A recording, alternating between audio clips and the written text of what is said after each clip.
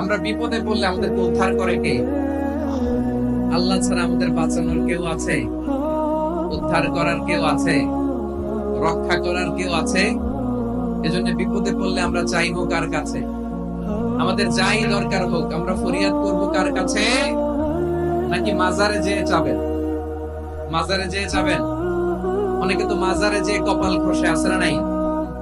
মাজারে যেয়ে সন্তান চায়, আছে? এই এলাকার লোকদের আকীদা খালেস আমি জানি। মাজারে যেয়ে কপাল খসে আর সন্তান চায়। আচ্ছা, মাজারে গেলে সন্তান পাওয়া যায়? আচ্ছা, মাজারে না গেলে যদি বাচ্চা না হতো, গরু ছাগলের যে বাচ্চা হয় ওরা কোন মাজারে মানত করে বলেন? কথা কি বুঝতেছেন?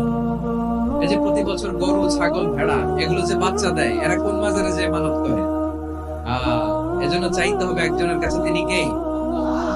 আমার প্রিয় পটুয়াখালীবাসী, মাজার জিয়ারত করা সুন্নাহ। আমরা মাজার জিয়ারত করব, আল্লাহ ওয়ালাদের কবরে যাব, আমরা সেখানে যে সালাম দিব, দোয়া করব, নিজের জন্য করব, কবরে শুয়ে থাকা মাইয়িতের জন্য করব, পুরো মুসলিম উম্মার জন্য করব। কিন্তু কবরে যিনি শুয়ে আছে ওই বাবার কাছে সন্তান চাওয়া যাবে? চাকরি চাওয়া যাবে? সফলতা চাওয়া যাবে? সফলতা দেয় কে? একথাই রব্বুল আলামিন বলেন, ওয়া ইয়ামসাসকাল্লাহু বিদুররিন ফালা কাশিফা লাহু ইল্লা হু ওয়া ইয়ুরিদকা বিখাইরিন ফালা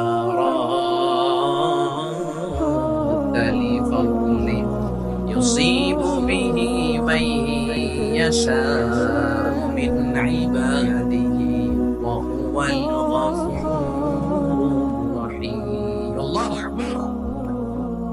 আল্লাহ বললেন, ওয়া ইয়ামসাসকাল্লাহু বিদুররিন ফালা কাশিফা লাহু ইল্লা হু। আল্লাহ যদি তোমাকে কোনো বিপদ স্পর্শ করায়, আল্লাহ যদি তোমারে কোনো বিপদে ফেলে দেয়, ওই বিপদ থেকে উদ্ধার করার তিনি ছাড়া আর কেউ নাই। জোরে বলেন ঠিক কিনা? তিনি যদি কোনো বিপদে ফেলেন, তিনি ছাড়া বিপদ থেকে উদ্ধার করার কেউ নাই। আর তিনি যদি তোমার প্রতি কোনো অনুগ্রহ করতে চান, ওই অনুগ্রহ ঠেকিয়ে দেওয়ার ক্ষমতাও কারো নাই। আল্লাহ যদি আপনার সফলতা দিতে চায়, পৃথিবীর কোন শক্তি ওই সফলতাকে থামাতে পারে? এজন্য আল্লাহ বললেন, খবরদার, চিন্তার আকীদা খালিস করে নাও। ওয়া ইয়ামসাসকাল্লাহু বিদুররিন ফালা কাশিফা লাহু ইল্লা হু। আল্লাহ বিপদে ফেললে বিপদ থেকে উদ্ধার করার কেউ থাকে না। আর আল্লাহ যদি তোমার প্রতি দয়া দেখাতে চান, অনুগ্রহ করতে চান, ওই অনুগ্রহকে প্রতিরোধ করার মতো ক্ষমতা কারো নাই। তিনি তার বান্দাদের মধ্য থেকে যাকে ইচ্ছা তাকে দেন, যত ইচ্ছা তত দেন। তিনি ক্ষমাশীল, তিনি মেহেরবান। সুবহানাল্লাহ।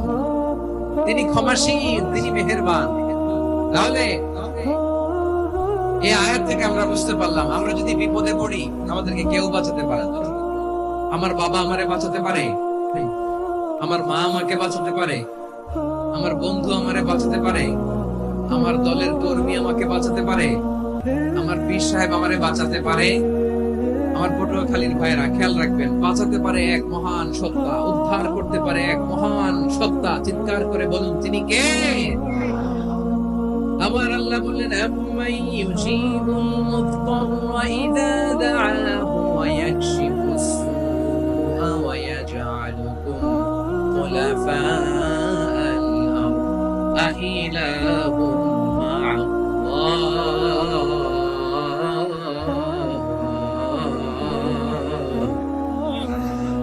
ক্বালিলাম মা তাযাক্কারুন।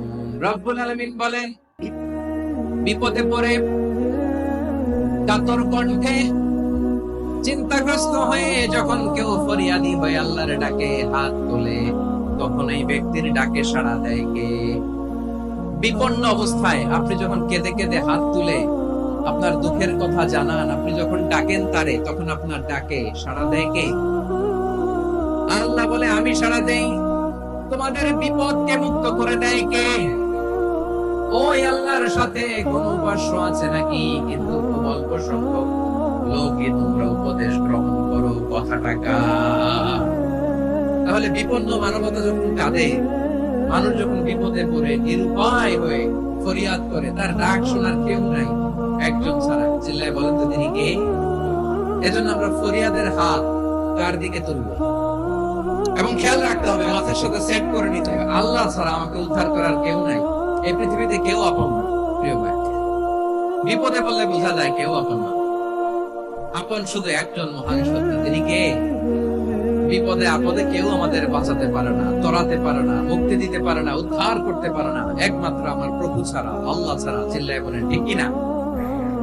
মাথার সাথে এটা সেট করে নিতে হবে যে আমাদের পুরো জীবনটাই পরীক্ষা।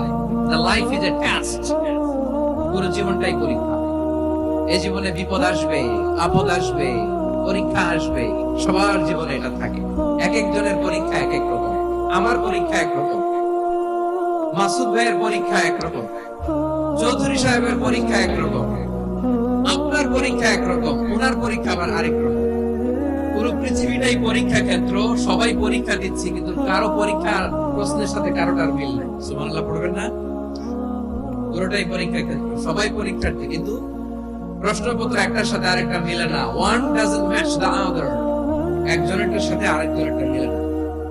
কাউকে আল্লাহ তাআলা ধনী বানিয়ে পরীক্ষা করেন, আবার কাউকে আল্লাহ তাআলা গরিব বানিয়ে পরীক্ষা করেন, কাউকে আল্লাহ অসুস্থ বানিয়ে পরীক্ষা করেন। কেউ দেখবেন যে দুরারোগ্য ব্যাধিতে আক্রান্ত, ডাক্তার বলেছে আর সময় নাই। দুরারোগ্য ব্যাধি, ক্যান্সার, যার নেই কোনো অ্যান্সার, তার জন্য পরীক্ষা হচ্ছে এই রোগ। আরেক লোক দেখবেন তার আবার রোগ পালায় নাই, মাশাআল্লাহ, তাকে আল্লাহ তাআলা আর্থিক দৈন্যতা, দারিদ্রতা দিয়ে পরীক্ষা করছেন। এরকম আছে না? নাই?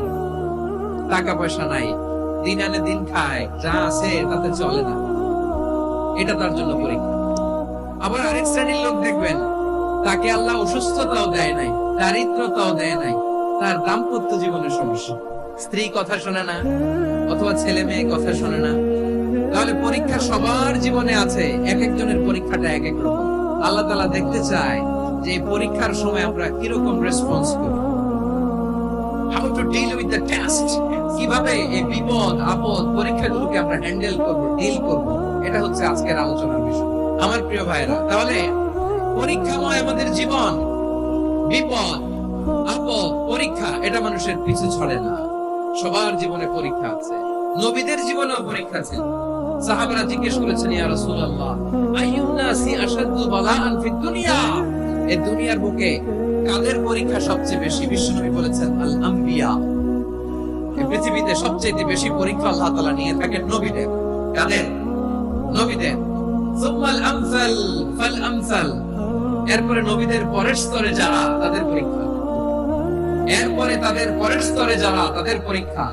সিদ্দিকীনদের, শুহাদাদের, সালিহিনদের, আল্লাহওয়ালাদের। যার ঈমান যত মজবুত, তার জীবনে পরীক্ষাও তত বেশি। চিল্লায় বলেন ঠিক কিনা? তাহলে মুমিনরা, বিশ্বাসীরা, আমরা কি পরীক্ষা বিপদ আপদে ভয় পাই? না, মুমিনরা বিপদে ভয় পায় না, তারা হতাশ হয় না, সুবহানাল্লাহ, তারা নিরাশ হয় না। বিশ্বাসীরা হাল ছেড়ে দেয় না, তারা ভরসা রাখে একজনের উপর। চিল্লায় বলতে হবে তিনি কে?